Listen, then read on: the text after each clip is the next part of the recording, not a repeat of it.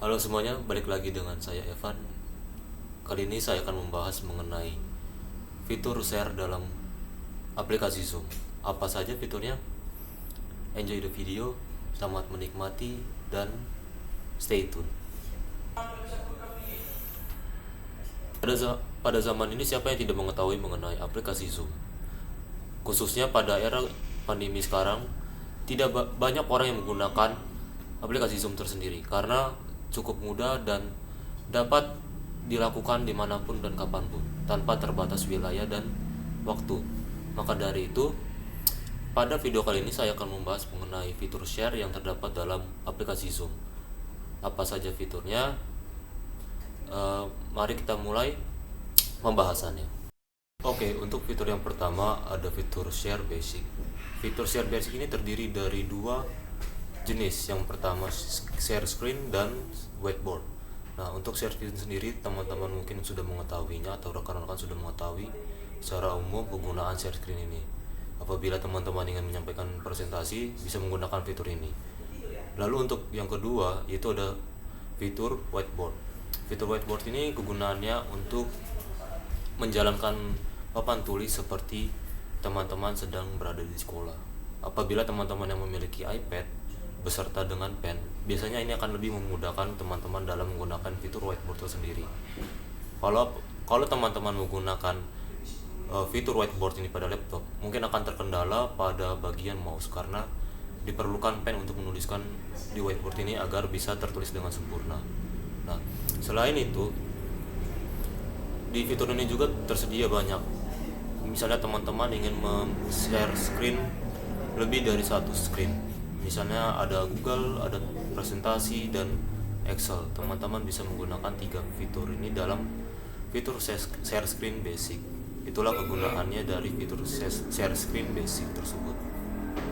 Oke, untuk fitur share screen kedua yaitu adalah fitur share advance. Fitur share advance ini dibagi menjadi beberapa fitur. Fitur yang pertama adalah slide as a background. Penggunaan slide as a background ini adalah menjadikan layar presentasi teman-teman menjadi sebuah background untuk teman-teman.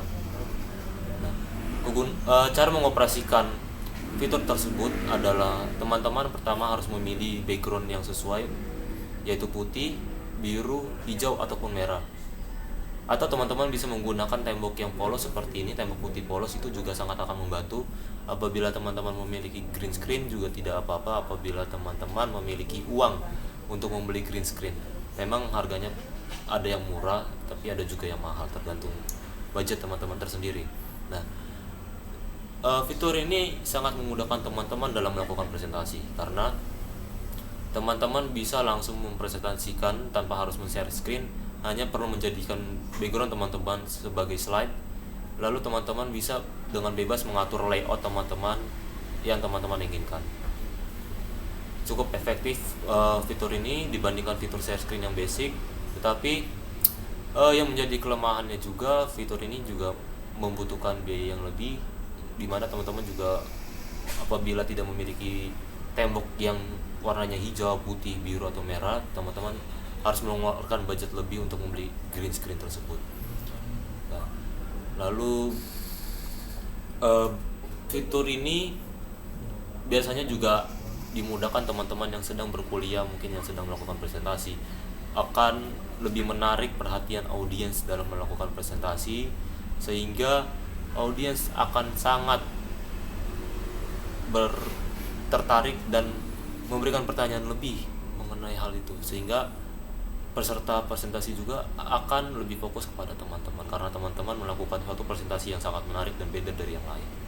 Untuk fitur yang kedua yaitu ada fitur komputer audio. Kegunaan fitur ini, teman-teman bisa membagikan audio komputer, mungkin itu bisa dari YouTube atau Spotify berupa musik ataupun podcast, dan aplikasi-aplikasi dan website pemutar lagu dari PC ataupun handphone teman-teman.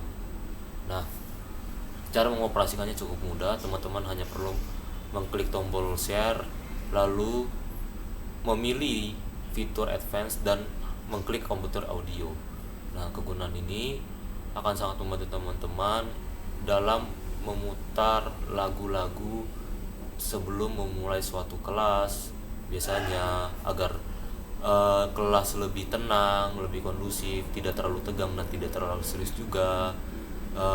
Untuk para guru juga ini sangat berguna karena biasanya yang menjadi kendala saat kelas online adalah anak murid terkadang mudah jenuh. Dengan fitur ini para guru bisa memberikan input yang positif di dalam kelas.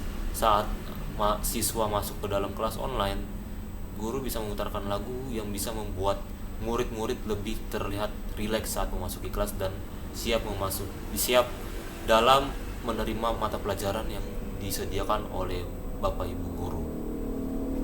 Yang ketiga dari fitur advance adalah fitur video, di mana teman-teman bisa memutar video dari input komputer secara langsung atau teman-teman ingin melakukan share video melalui YouTube. Nah, kegunaan ini juga sangat beraneka ragam. Untuk mahasiswa tersendiri atau para siswa yang melakukan presentasi di kelas online, teman-teman bisa menggunakan fitur ini dalam melengkapi presentasi teman-teman. Yang kedua, bisa membuat presentasi teman-teman lebih menarik dan lebih beda daripada kelompok yang lain.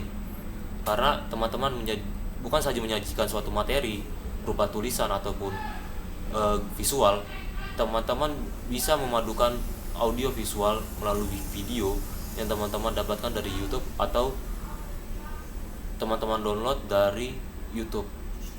Nah, sehingga presentasi teman-teman lebih menarik dan presentasi lebih fokus dan serius melihat presentasi teman-teman. Untuk para guru juga ini akan sangat membantu karena terkadang guru hanya menggunakan media PowerPoint dalam menyampaikan materinya, atau terkadang menggunakan media Word atau Google Docs, sehingga murid hanya melihat tulisan saja.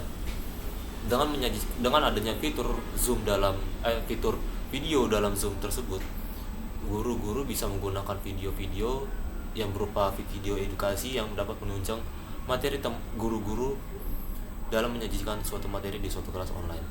Nah, selain itu juga fitur ini untuk guru-guru sangat efisien karena guru-guru bisa mencari referensi begitu banyak video yang tersaji dalam YouTube yang bisa guru-guru download dan guru-guru sajikan kepada naradidik. Jadi naradidik di kelas online tidak terlalu jenuh hanya melihat PowerPoint dan mencatat saja. Tetapi dengan adanya fitur tersebut, guru-guru bisa menyajikan video sehingga pembelajaran lebih menarik dan murid-murid juga bisa lebih mudah memahami dan menerima secara baik dari pembelajaran guru-guru sekalian. Fitur yang terakhir atau fitur ketiga dari fitur share di dalam dalam Zoom adalah fitur files.